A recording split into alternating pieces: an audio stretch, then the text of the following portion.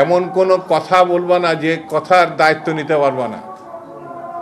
BNP সম্বন্ধে যে অভিযোগ করছো সেই অভিযোগের জবাব যদি বিএনপি শুধু থুতু ফেলে সেই থুতুর মধ্যে তোমার খুঁজে পাওয়া যাবে না।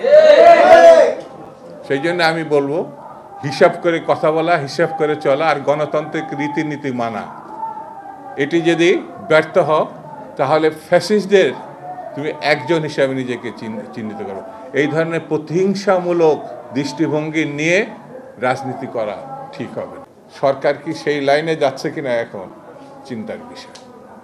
আমি বেশি কথা বলবো না, আরেকটা আবালই বলবো, এতই ছোট যে এগুলো আবালের মতো কথা বলছে যে আওয়ামী লীগের কাছ থেকে টাকা নিয়ে বিএনপি রাজনীতি করে। বাবা, বিএনপি যখন রাজনীতি করছে তোমার বাপেরও জন্ম হয় নাই, তোমার তো জন্ম হয় নাই। বিএনপির কি দেখছো? বিএনপি যখন রাজনীতি শুরু করছে বাংলাদেশের কৃষকের, শ্রমিকের, মেহনতি মানুষের উন্নয়নের নেতৃত্ব দিয়েছে শহীদ জিয়া রহমান। কইছিলা বাবা? কথা বলার আগে একটু চিন্তা করবা, কথা বলার আগে একটু ভাববা। আমরা ভেবেছিলাম তোমরা জাতীয় রাজনীতিতে এসে একটা কিছু হবা, কিন্তু আবালের মতো কথা বললে পরে তোমাদের সম্বন্ধে মানুষের ধারণাটা কোথায় যাচ্ছে একটু ভেবে চিনতে দেখ। বিএনপি একমাত্র দল যেই দলের নেতৃত্বে এসে আপসীন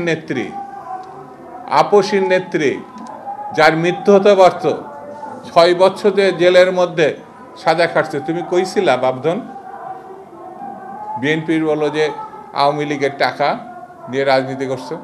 যদি বিএনপির লোকরা প্রস্রাব করে একমাত্র, তাহলে প্রস্রাবের তোরে ভেসে বঙ্গোপসাগরে গিয়ে পড়ব।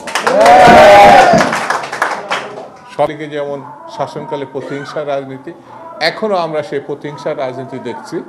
জনগণের ভোটে নির্বাচিত হওয়ার পরেও যাকে ঢাকার মেয়রের দায়িত্ব দেওয়া হয়নি সেই ছেলেটি ইন্ডিয়ান স্টার, কোর্ট এখন তার পক্ষে রায় দিয়েছে।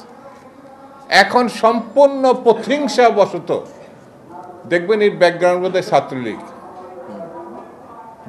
ছাত্রলীগ লুটপাটে চূড়ান্ত করার লক্ষ্যে ইশরাককে ওখানে বসতে দেওয়া হচ্ছে।